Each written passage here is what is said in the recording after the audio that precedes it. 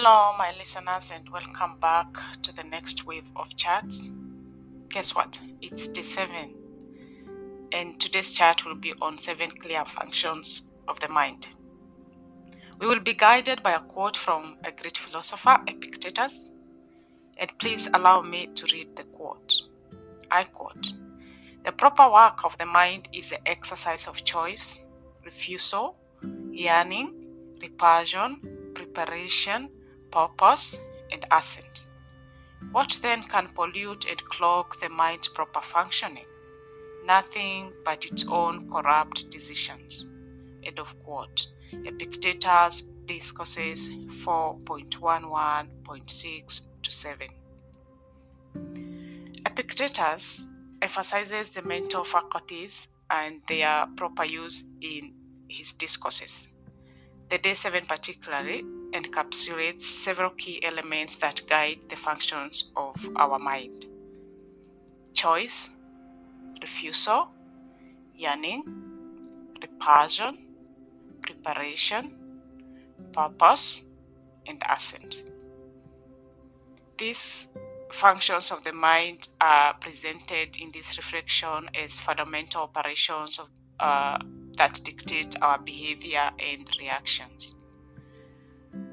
Let us break down each one of those tasks. We'll start with the choice. The reflection shows us that we should know that we are the master of our mind, that we must consciously choose our thoughts regularly. This pillar, choice, highlights some of the themes we have talked about in our previous episodes. Main one being focusing on what is within our control, our judgments, impulses, and decisions, and taking responsibility for them. Number 2 of the mind's tasks is refusal, letting go. When an unwanted thought pops into your mind, pay it no attention and it will fade. Any attention made to drive off the unwanted thought will only engage it and bring on similar thoughts. In choosing or refusing paths, we exhibit our moral reasoning. Yearning and repulsion reflects our desires and aversions, which should be aligned with our virtue. The third one is yearning. If you understood the full power of your mind to create your desires, you would yearn for better thoughts, like a desert traveler yearns for water. Repulsion, the fourth one. Never give attention to unwanted thoughts. The fifth one is preparation. Guard your mind, for it is under constant attack. Everywhere you go and everywhere you look, there is a constant stream of distraction begging for your mind's attention. Prepare the mind by contraring your outer world. Turn off unnecessary digital input. Choose your conversation partners carefully, and make a daily routine out of closing your eyes and going within, turning off all unnecessary thought and just let the mind rest. Number 6 is purpose. There is but one good use for the mind, and that is to create. Create solutions, solve problems, ask and answer questions, decide on a course of action. That is what the mind's purpose is. These are all purposeful uses of the mind. Everything else is subject to corruption of the mind and spirit. Assent. To strive for a higher purpose in your thoughts, leading to higher purpose in your actions. This is how we ascend to the levels of self-actualization. The mind pillars number 5 and 6, that is preparation and purpose, indicates thoughtful intentionality behind actions. We've talked about this in the previous episodes. While pillar number 7, assent, shows our agreement or endorsement of thoughts and perceptions. This reflection prompts us to understand that we must use our mind with clear intention. If not, it wanders in random directions, always seeking a good feeling thought. This may sound nice, unless your untamed mind finds pleasure in corrupt or wicked things. Then, yes, it will feel nice.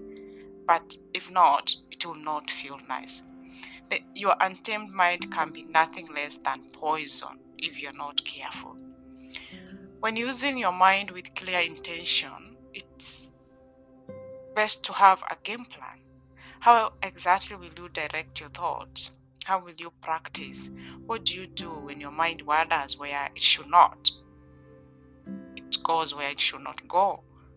Consider the following choices from the wisdom of Epictetus. To prevent corruption of the mind, one must make decisions grounded in virtue.